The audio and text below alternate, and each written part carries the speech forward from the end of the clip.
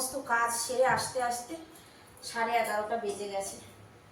সবজি আজকে সকালে সবজিটা কাটা হয়নি বলতে ডিসাইডই করতে পারিনি কি রান্না করব। মিষ্টি কুমড়ো, খুব সুন্দর কুমড়ো এনেছি কালকে, একটুখানি ভাজা করবো, মানে চাক চাক করে কেটে ভাজি করব। মাছটা ধুয়ে রেখেছি, ডাল বসিয়ে দিয়েছি, দেখে মনে হচ্ছে কাঁচাই খেয়ে নি।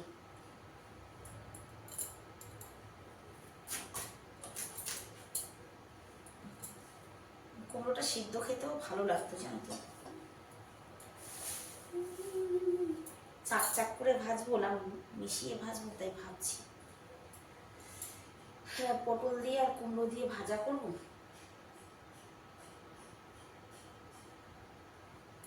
বুঝে উঠতে পারছি না।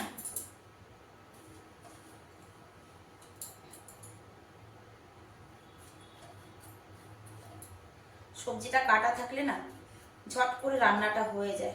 ডাল বসিয়ে দিয়েছি, এখন চুলো খালি, কারণ সবজি কাটা নেই যে। ভুল করলাম, মাছ ভাজাটা বসিয়ে দিইনি, মাছটা ধুয়ে রেখেছি। যতক্ষণ এটা কাটবো ততক্ষণে মাছ ভাজাটা হয়ে যাবে। মাছ ভাজাটা বসিয়ে দিয়েছি, চালটাও ধুয়ে দিয়ে দিই।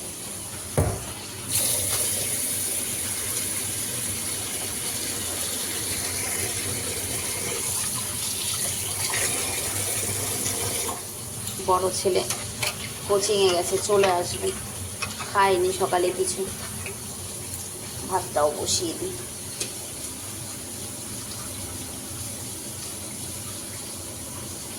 ছোটোবেলায় মাকে দেখে ভাবতাম মা কেন এত টেনশন করে রান্না খাওয়া নিয়ে, কিছু একটা রান্না করলেই তো হয়। কিন্তু এখন মা হওয়ার পরে এখন বুঝতে পারছি যে মা কেন টেনশন করতো। তবে আজ প্রাণ খুলে মায়ের সঙ্গে কথা বলবো, যে মানে মায়ের সঙ্গে যে এই কথাগুলো শেয়ার করব সেই সুযোগটা আর পেলাম না, কারণ মা চলে গেছে, বহু বছর হয়ে গেছে। অনেক এইরকম কথা আছে যা মায়ের সঙ্গে বলতে ইচ্ছে হয়। ভাজিটা বসিয়ে দিয়েছি, আর এই যে পিপল শাকের ঘেরানটা এত সুন্দর, মানে আমি জানি না কার ভালো লাগবে কিনা, আমার কাছে এই গন্ধটা এত ভালো লাগে, আর একদম তাজা তাজা, দারুণ লাগবে কিন্তু এই শাকটা খেতে জানি। তারপরে এখন তাজা তুলে রান্না করার ব্যাপারটাই আলাদা, ঘেরানটা এত ভালো লাগছে, দারুণ। সবজি কাটা থাকলে একটা সময় রান্না হয়ে যেত। ভাত হয়ে গেছে, চুলোটা খালি যাচ্ছে, এখন ডালও হয়ে গেছে, ডালটা সোমবারে দেবো, ব্যাস।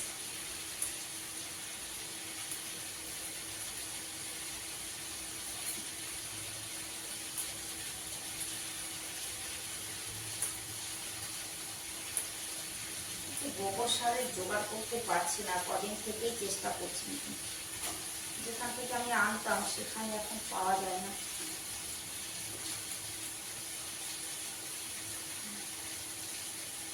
অনেকটাই হবে জানো তো।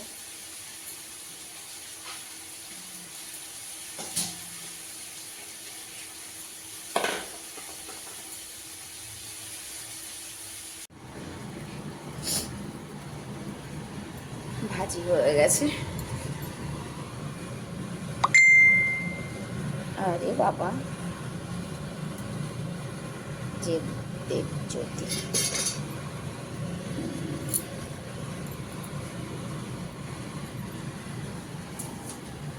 আলু কেটে নিয়েছি সুন্দর পাতলা পাতলা করে শাকের জন্য।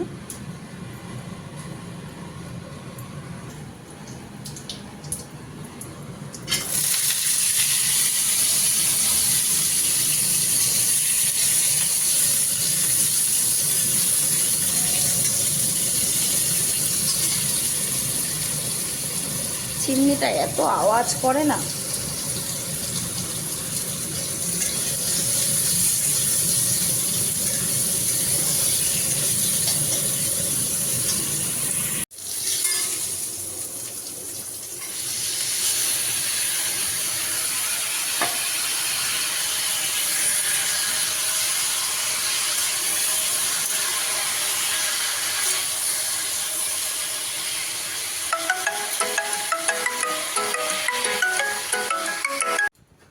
রান্না কমপ্লিট হতে হতে একদম রাইট 1:30 বাজে, 1:29 রান্না হয়ে গেছে।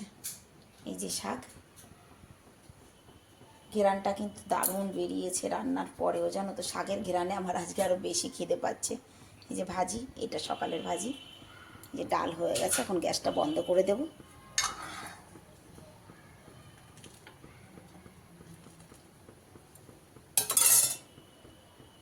রান্না কমপ্লিট।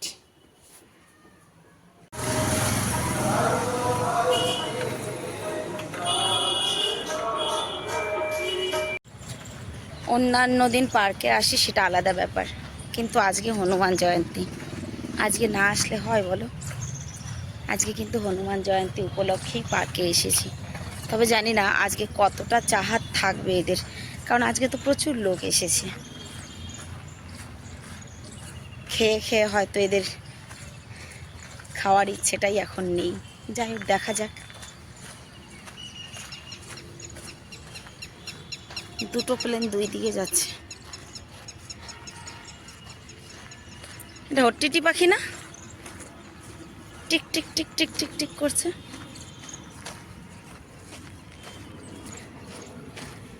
आगे चलेंगे, यहाँ नहीं, চাহিদা নাই। হ্যাঁ, কত ফল নিয়ে আসছে দেখো কি সুন্দর।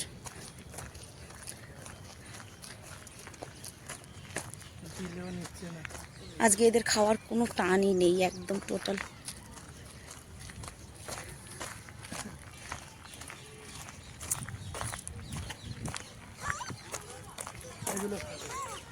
খাবে, যে গাল পুরো টোপলা হয়ে রয়েছে একদম।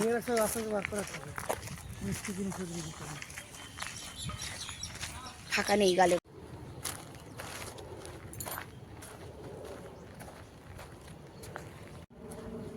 বাবা, আমি ভাবছি যেন কিছু একটা হয়েছে, দেখো অবস্থা।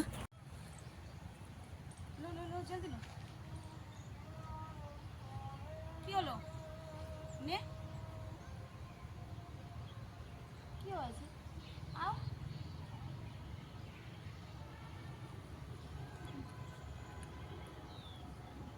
কাছে আয়।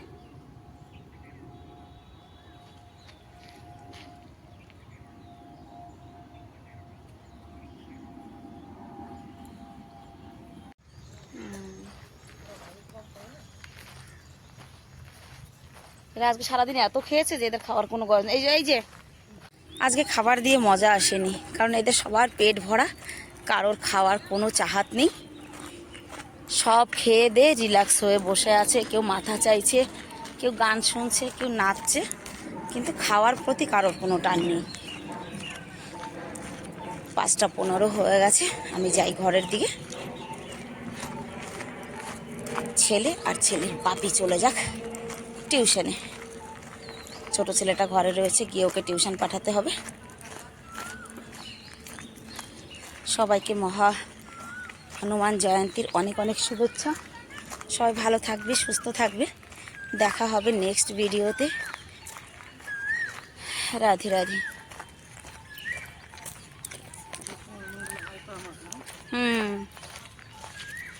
দেখো কত আরামে আছে এক একজন।